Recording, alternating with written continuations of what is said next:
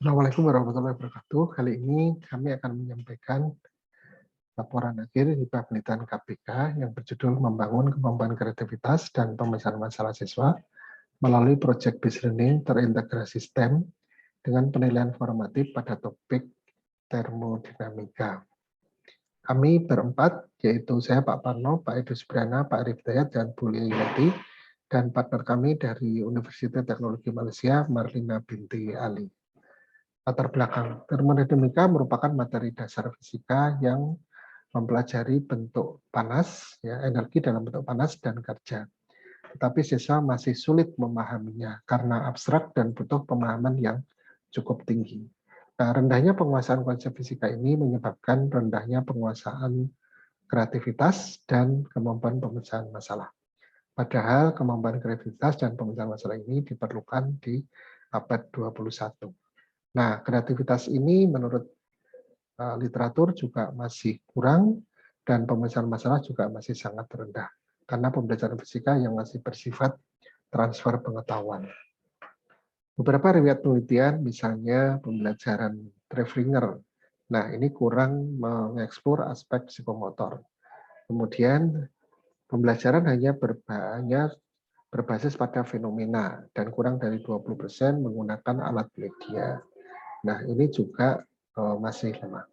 Nah, kemudian juga terdapat kelemahan dalam mengkonstruksi informasi, fakta, dan data melalui pendeskripsian masalah, penggunaan strategi dan prosedur matematika dalam penilaian soal, menjadikan rendahnya kemampuan pemecahan masalah fisika. Nah, kemudian kemampuan dan pengalaman nyata dapat diperoleh siswa melalui PJBL STEM. Nah, kemudian dalam menyelesaikan proyek, PJBL STEM ini menuntut kinerja maupun kolaborasi siswa selama proses pembelajaran. Nah, tetapi penerapan STEM PJBL hanya mengukur hasil akhir, prosesnya tidak. Nah, maka kemudian proses pengalaman belajar siswa selama proses pembelajaran ini perlu dinilai dengan penilaian formatif. Maka terdapatlah penelitian PJBL STEM dengan penilaian formatif. Tujuan penelitian ini satu menghasilkan publikasi di jurnal internasional bereputasi yang dapat diganti dengan 2 artikel prosedia. Yang kedua adalah buku ber-ISBN. Nah, manfaat penelitian ini diantaranya adalah tadi ya, kemampuan kreativitas dan pemecahan masalah ini merupakan kemampuan abad 21, tetapi beberapa seperti aspek psikomotor, kemudian kurangnya pengonstruksi informasi dan sebagainya tadi masih kurang. Nah, kemudian kelemahan ini diatasi dengan anak-anak membuat desain produk engineering yang melibatkan PJBL STEM. Nah, sementara karena PJBL STEM itu hanya berorientasi akhir saja, maka perlu penilaian formatif yang mengikuti proses pembelajaran secara utuh. Nah, di sini ada pembelajaran PJBL STEM yang penilaian formatif terhadap kreativitas dan pemecahan masalah. Di sebelah kanan sendiri ada elemen pemecahan masalah seperti useful description, basic approach, dan sebagainya. Dan elemen kreativitas seperti fluency, flexibility, originality, elaboration.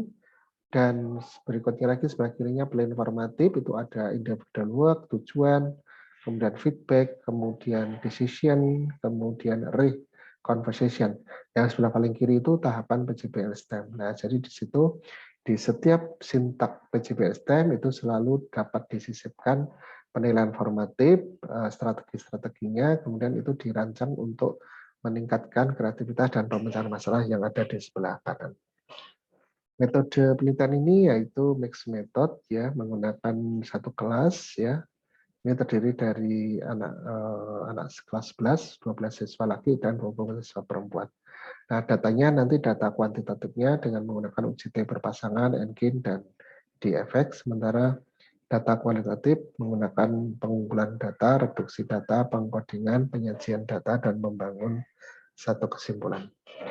Nah, hasilnya adalah kemampuan berpikir memang berbeda ya, antara pre dan post, kemudian disertai dengan NG-nya 0,33, memang ini masih masuk kategori sedang ya, karena masa pandemi, dan di efeknya 2,4.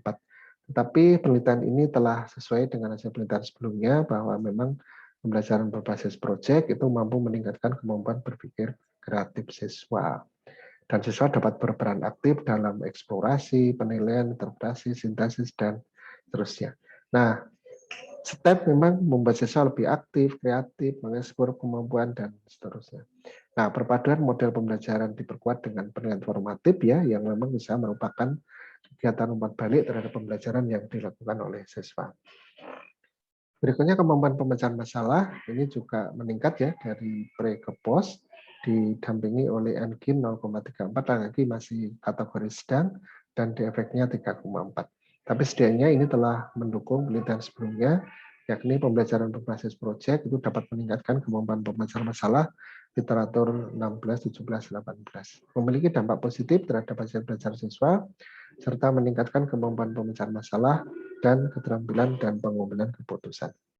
Nah, ini masih terdapat beberapa kesulitan siswa ya di indikator useful description, basic approach, specific application of physics, mathematical procedure, logical progression. Misalnya, di mathematical procedure itu siswa masih sulit memilih prosedur matematika yang sesuai dan mengikuti aturan matematika untuk mendapatkan solusi.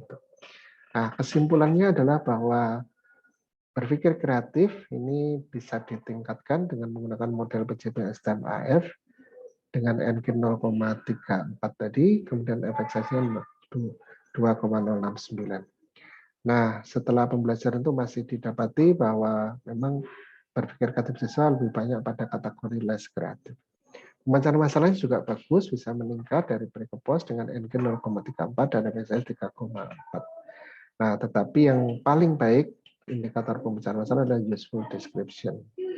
Nah, memang beberapa siswa masih kesulitan dalam menentukan prinsip yang sesuai, menerapkan prinsip secara spesifik, dan prosedur matematika, dan menentukan solusi dalam menyelesaikan persoalan berkembang ke arah yang tepat konsisten. Nah, di penelitian sebelumnya mungkin bisa digunakan ditambah ya aspek seni dan agama sehingga menjadi STREAM. Nah, ini Bapak Ibu indikator yang terukur ya yang keluar. Kita sudah melakukan international conference 2 kali di ICOMC, UM, dan di ICMSE UNES ya. Dan keduanya masih masuk tahap review sehingga kita hanya bisa menyajikan LOE dan sertifikat international conference aja. Tapi bukunya sudah jadi, sudah dicetak dengan ISBN 9786235563800.